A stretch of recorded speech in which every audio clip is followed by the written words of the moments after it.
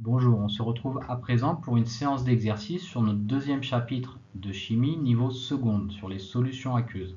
Donc voici une liste de 6 exercices qui sont disponibles dans la description de la vidéo et que je vous invite à télécharger et à résoudre par vous-même avant de regarder la correction que voici.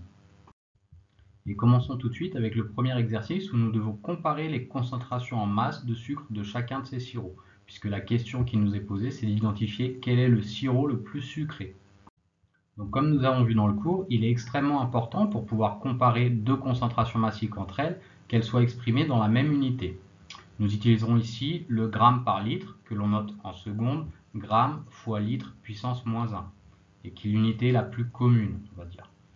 Donc, dans cet exercice, vous pouvez également exprimer toutes les concentrations en grammes par millilitre, ce qui vous évite des conversions. Mais l'important, c'est d'exprimer la concentration de tous les sirops dans la même unité, pour pouvoir comparer ce qui est comparable. Commençons avec le premier sirop, le Humex. On nous dit que dans ce sirop, il y a 2,5 g de sucre pour une cuillère de 4 ml, donc un volume de 4 ml. Vous devez prendre l'habitude en classe de seconde qu'un volume de 4 ml, ça correspond à un volume de 4 fois 10 puissance moins 3 litres.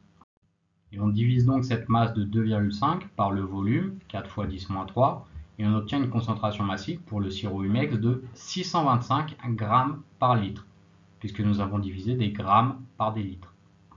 Concernant le deuxième sirop, nous avons cette fois-ci une masse en sucre de 3 grammes pour un volume d'une cuillère à café. Et une cuillère à café, on vous dit que ça correspond à un volume de 5 ml, soit 5 fois 10 puissance moins 3 litres. Nous divisons donc la masse par le volume pour obtenir une concentration massique de 600 grammes par litre. Donc on peut déjà dire que le deuxième sirop il est moins concentré en sucre que le premier. Ceux qui ont choisi d'exprimer toute leur concentration massique en grammes par millilitre, ils arrivent à la même conclusion.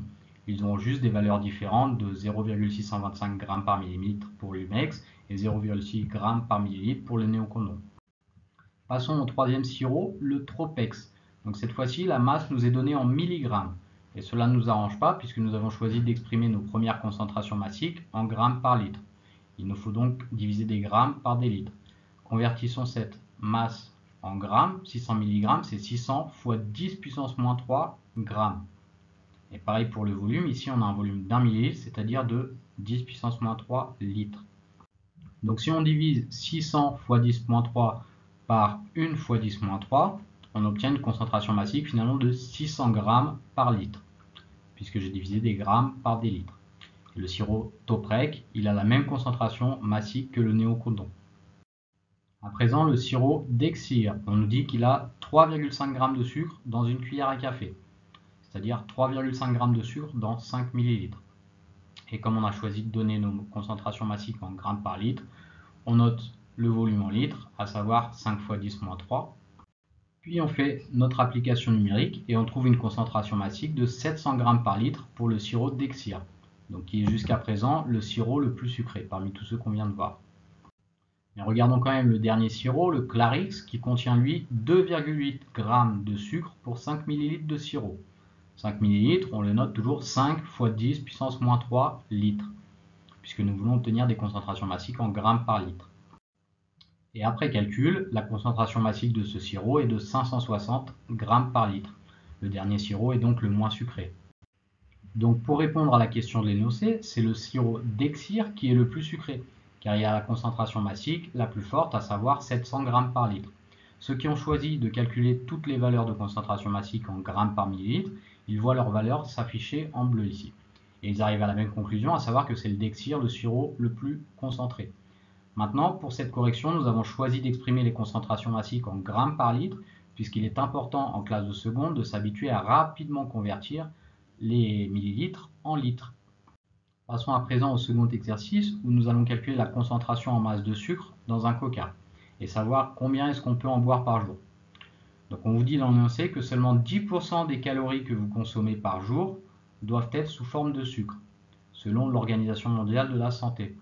Donc finalement, il faudrait consommer au maximum 50 g de sucre par jour, sachant que dans une canette de coca, il y a déjà 25 g de sucre. Donc répondons à présent aux questions successives de l'exercice. La première question, il vous est demandé de rappeler les définitions de solvant et de soluté que nous avons vues dans le cours. Ce sont des définitions que nous avons d'ailleurs déjà vues dans le cours sur les corps purs et les mélanges en tout début d'année. Le soluté, c'est la partie solide qui est dissoute pour obtenir la solution, et le solvant, c'est le liquide utilisé pour dissoudre le soluté. Donc dans le cas du coca, même si on a plusieurs ingrédients, l'élément principal qui est dissous, c'est le sucre. Donc notre soluté, c'est le sucre. Et le liquide, c'est en grande partie de l'eau. On vous dit d'ailleurs que le coca est une solution aqueuse, donc une solution constituée majoritairement d'eau. Notre solvant, c'est donc l'eau. On vous demande ensuite, dans une deuxième question, de calculer la concentration en masse de sucre de la solution. Et on vous impose de donner les résultats en grammes par litre. Il faudra donc bien faire attention à diviser des grammes par des litres. Dans les données d'exercice, on vous dit que dans une canette de coca, vous avez 27 grammes de sucre, pour un volume de 250 ml. On va donc diviser 27 grammes par notre volume en litres. Attention, il faut donc convertir les 250 ml en litres. Donc on divise 7 par 250 fois 10 puissance moins 3. Et on trouve une concentration massique de 108 grammes par litre, puisque nous avons bien divisé des grammes par des litres. Donc ceux qui ont converti les millilitres en litres à l'aide du tableau de conversion, et qui ont divisé par 0,250, ils trouvent bien évidemment le même résultat. Mais en classe de seconde, on va essayer d'être plus rapide dans nos conversions, donc à savoir qu'on va noter directement 1 millilitre comme 10 puissance moins 3 litres, ou 250 millilitres comme 250 fois 10 puissance moins 3 litres. Et il va également falloir s'habituer à bien utiliser la calculatrice scientifique et à rentrer correctement les puissances dedans. Troisième question de l'exercice, à présent, on vous demande de trouver la masse volumique de la solution. Cette fois-ci en grammes par millilitre dans un premier temps, puis en kilogrammes par litre dans un second temps. Attention, ici on ne vous parle plus de concentration massique, mais bien de masse volumique. C'est ce que nous avons vu lors du premier chapitre sur les corps purs et les mélanges. Donc contrairement à la concentration massique où on utilise la masse de soluté dans notre formule, ici pour la masse volumique, on va utiliser la masse de toute notre solution. C'est-à-dire, si on lit bien l'énoncé, une masse de 207 grammes pour la boisson. Nous divisons donc la masse de la boisson, 257 grammes, par son volume, à savoir 250 millilitres, et nous trouvons une masse volumique ρ qui vaut 1,03 grammes par millilitre. Nous avons bien obtenu des grammes par millilitre puisque nous avons divisé des grammes par des millilitres. En revanche, pour la deuxième partie de la question, il faut trouver la masse volumique en kilogrammes par litre. Donc 257 grammes, c'est 257 fois 10 puissance moins 3 kg. Et 250 millilitres, c'est 250 fois 10 puissance moins 3 litres. On se retrouve donc à diviser 257 fois 10 moins 3 par 250 fois 10 moins 3. Et ça va nous donner la même valeur, 1,03. Le résultat que nous avons obtenu, il est bien en kilogrammes par litre, puisque nous avons divisé des kilogrammes par des litres. Enfin, pour la dernière question de l'exercice, on nous demande de calculer le volume de coca que l'on peut boire par jour, pour ne pas dépasser la quantité maximale de sucre à ingurgiter, à savoir 50 grammes. On sait que dans chaque canette, il y a 27 grammes de sucre, donc il faudra forcément boire moins de 2 canettes par jour. Mais plus précisément, on peut dire qu'on peut boire jusqu'à 1,85 canettes par jour. Si on utilise ce tableau de proportionnalité, où X représente le nombre de canettes qui équivaut à 50 grammes de sucre, et qu'on divise donc 50 par 27, on trouve 1,85 pour le nombre de canettes à consommer par jour au maximum.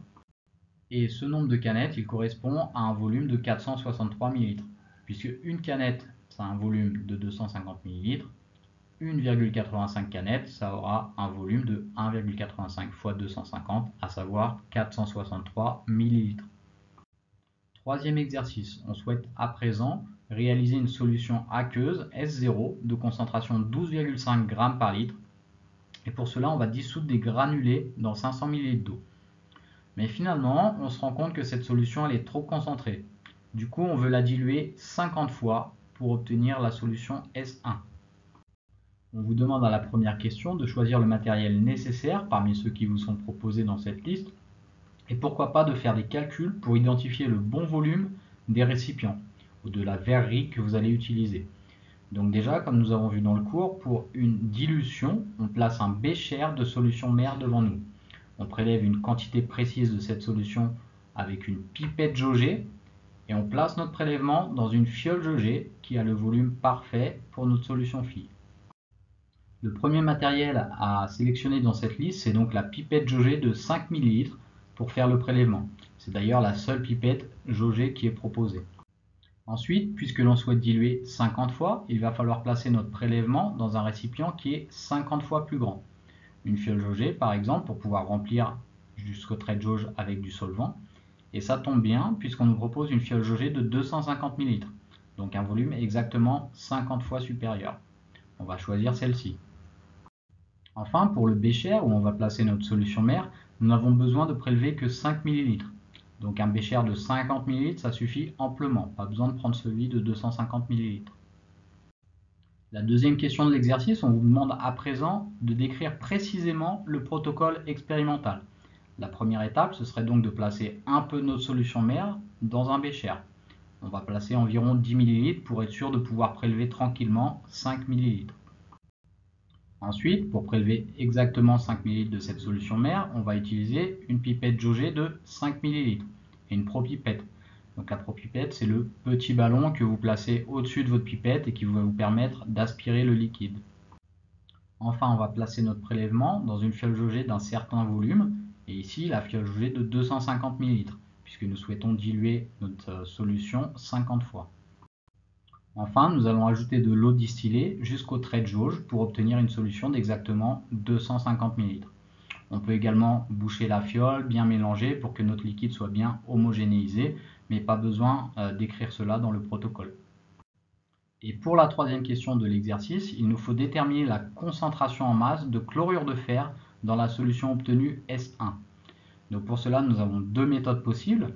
La plus simple étant de dire que notre solution mère, elle était 50 fois plus concentrée, et que par conséquent, si on a bien fait notre dilution, notre solution phi, elle aura pour concentration massique la concentration de la solution mère divisée par 50, à savoir 12,5 divisé par 50, ce qui nous donne une concentration massique de 0,25 g par litre.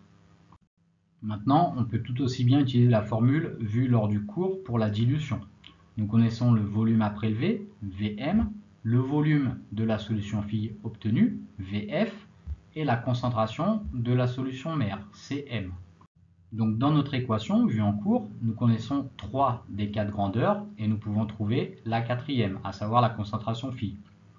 Pour cela, il faut l'isoler. On passe donc le Vf de l'autre côté de l'équation et il se retrouve au dénominateur. Attention toujours ici, avant de procéder à l'application numérique, étant donné que les concentrations massiques nous sont données en grammes par litre, les volumes ils doivent absolument être en litres. On se retrouve donc avec une concentration phi qui vaut 12,5 fois 0,005 ou 5 fois 10-3 divisé par 0,250 ou 250 fois 10 puissance moins 3. Et on se retrouve finalement bien avec le même résultat que si on avait fait la première méthode. Passons maintenant au quatrième exercice. Nous avons ici une solution de Javel à usage domestique qui est préparée à partir d'une solution commerciale, comme vous le voyez sur le dessin. Et on vous demande dans un premier temps de nommer le mode de préparation. Ici finalement la solution commerciale, on peut l'appeler notre solution mère, et on va la diluer pour obtenir une seconde solution, la solution à usage domestique, qu'on appellera la solution phi. Donc nous avons réalisé une dilution ici. Et lorsqu'on réalise une dilution, la seconde solution, elle est toujours moins concentrée que la première. Passons à la deuxième partie de l'exercice. On vous dit qu'on dissout des granulés de chlorure de fer 3 dans 500 ml d'eau pour obtenir une solution de concentration massique 12,5 g par litre. On vous demande de nommer le mode de préparation et de calculer la masse de soluté à dissoudre. Donc pour le mode de préparation, lorsqu'on a un soluté qu'on dissout, c'est forcément une dissolution cette fois-ci. Et pour calculer la masse à dissoudre, nous allons nous servir de la formule de la concentration massique. Dans cette formule, nous connaissons la concentration massique de la solution obtenue et son volume. Et nous cherchons donc la masse. Il faut isoler le petit m, c'est-à-dire qu'on fait passer le volume de l'autre côté, et puisqu'il était au dénominateur, il va se retrouver en haut. La masse, elle est donc égale au volume multiplié par la concentration massique. Toujours attention aux unités avant de faire l'application numérique. Nous avons une concentration massique qui est en grammes par litre, nous devons impérativement mettre le volume en litres pour à la fin se retrouver avec une masse en grammes. Donc 500 ml, c'est 500 fois 10 puissance moins 3 litres. Et 12,5 fois 500 fois 10 puissance moins 3, ça va nous donner une masse de 6,25 grammes. Pour répondre donc à cette question 2, nous pouvons dire que la méthode utilisée est une dissolution et qu'il aura fallu dissoudre 6,25 grammes de granulés pour obtenir la solution souhaitée. Dernière question de l'exercice, on nous demande à présent de calculer le volume à prélever de cette solution pour créer une solution phi moins concentrée. La solution phi, elle doit être 50 fois moins concentrée et elle doit avoir un volume de 250 ml. Nous allons donc appliquer la formule du cours sur la dilution, à savoir Cm fois Vm égale Cf fois Vf, pour trouver le Vm, qui d'ailleurs ici est noté V0. Donc nous connaissons V1, le volume de la solution phi, qui est de 250 ml. Nous connaissons la concentration C0 de notre solution mère, qui est de 12,5 g par litre. Et enfin, la concentration de la solution phi, on peut facilement la trouver puisqu'on souhaite une concentration 50 fois plus faible que la concentration mère. On divise donc C0 par 50 pour trouver C1. Et la concentration de notre solution phi, c'est 0,25 g par litre. Nous pouvons maintenant calculer V0, le volume à prélever, puisque nous connaissons les trois autres grandeurs de notre équation. Donc on va isoler V0, c'est-à-dire qu'on va faire passer le C0 de l'autre côté. Puisqu'il était en haut, il va se retrouver en bas de l'autre côté. Et donc pour trouver V0, on fait C1 fois V1 divisé par C0. Et si on fait notre application numérique, en n'oubliant surtout pas de mettre les volumes en litres, puisque nos concentrations massiques sont données en grammes par litre, on se retrouve avec un volume à prélever de 5 fois 10 puissance moins 3 litres. Autrement dit, il faut prélever 5 ml de solution mère pour pouvoir faire notre dilution. Exercice numéro 5 maintenant, exercice sur la bétadine qu'on peut utiliser sur les plaies ou sur les brûlures superficielles. C'est donc une solution, la bétadine, qui est fabriquée à partir de d'iode. Il s'agit d'une solution aqueuse de concentration en masse 2,54 g par litre. Dans cet exercice, nous allons voir comment recréer une solution de bétadine à partir d'une solution qui est plus concentrée en masse de d'iode. Dans la première question, on souhaite connaître la masse de d'iode présente dans la solution phi S2. Donc la solution phi S2, c'est la bétadine qu'on a essayé de créer à partir de la solution S1 qui, elle, était plus concentrée. On connaît le volume de cette solution S2, c'est 250 ml. Et on sait que la concentration massique de cette solution, c'est de 2,54 g par litre. Il nous reste donc à trouver la masse. Attention, si on veut une masse en grammes, il faut bien mettre le volume en litres et non pas en millilitres. On isole donc la masse, qui est finalement égale à la concentration massique fois le volume, et on se retrouve avec une masse de d'iode dans la solution phi S2 qui est de 6,35 fois 10 puissance moins 1 grammes en écriture scientifique. Il s'agit donc d'une masse de 0,635 grammes ou encore 635 mg. Deuxième question, on souhaite déduire le volume V1 de la solution mère qui a été prélevée pour faire la solution S2, mais qui contient la même masse de d'iode, vu que dans la solution 2, on a juste rajouté de l'eau pour diluer. On peut ici utiliser la formule toujours de la concentration massique, étant donné qu'on connaît la masse présente dans S1, qui est la même que dans S2, à savoir 635 mg. Et la concentration de S1, elle nous est donnée dans l'énoncé, elle est de 12,69 g par litre. Donc cette fois-ci, il faut trouver le volume. On isole donc notre volume, on le change de place avec la concentration massique. Le volume se retrouve en haut de l'autre côté puisqu'il était en bas, tandis que la concentration massique se retrouve en bas de l'autre côté puisqu'elle était en haut. Et si on fait notre application numérique en utilisant bien la masse en grammes, c'est-à-dire 6,35 fois 10 puissance moins 1, et en la divisant par la concentration massique, 12,69 g par litre, on va se retrouver avec un volume en litres de 0,05. Autrement dit, le volume de solution mère S1, c'était 50 ml. Nous devons à présent écrire le protocole à réaliser pour obtenir la solution S2 à partir de la solution 1. Donc on commence à avoir l'habitude, on fait une dilution. La première étape, comme nous l'avons vu, c'est de prélever 50 ml de la solution S1. On fait ce prélèvement grâce à une pipette jaugée et une propipette. Donc si on a une pipette jaugée de 50 ml, c'est parfait. Souvent, c'est des pipettes jaugées un peu plus petites que vous avez. Vous pouvez faire 2 prélèvements avec une pipette jaugée de 20 ml, puis un prélèvement avec une pipette jaugée de 10 ml. Ensuite, on va déposer notre prélèvement dans une fiole jaugée de 250 ml, puisque nous souhaitons obtenir une solution S2 de 250 ml. Et enfin, on remplit jusqu'au trait de jauge avec de l'eau distillée pour diluer notre solution mère et obtenir notre solution fille de 250 ml. Dernière question, la solution S2 sera-t-elle plus ou moins foncée que la solution S1? Donc la solution S2, ce sera forcément la plus claire puisqu'elle est moins concentrée. Elle est obtenue à partir de S1 et on a rajouté de l'eau.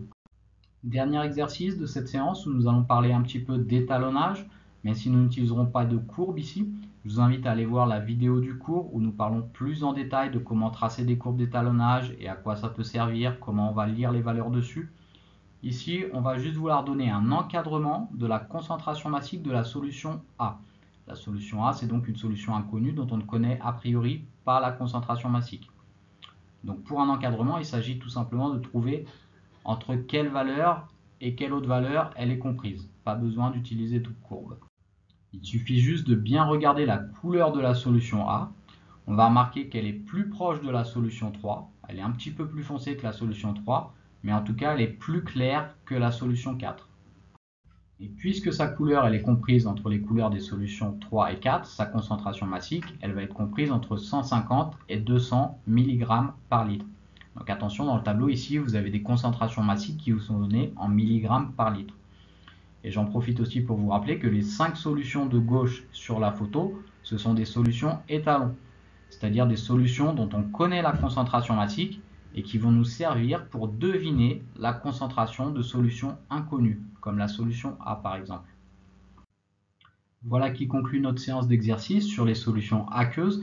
Je vous invite à faire encore plus d'exercices pour mieux vous préparer pour vos devoirs et vos évaluations.